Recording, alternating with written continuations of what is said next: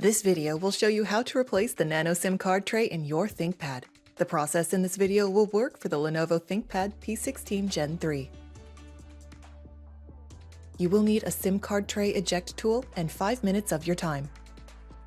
Caution: to avoid damaging your device with electrostatic discharge, work on a hard flat surface. Use an anti-static wrist strap and mat, or discharge static by touching a grounded piece of metal.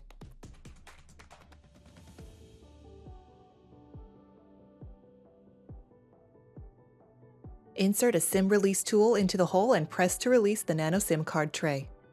Remove the tray from the slot.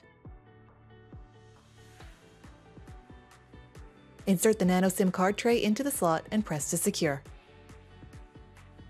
You can find links to additional resources such as repair guides and the Lenovo parts store in the video description.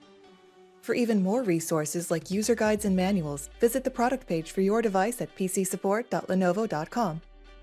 For more information on your Lenovo devices, subscribe to Lenovo Support on YouTube.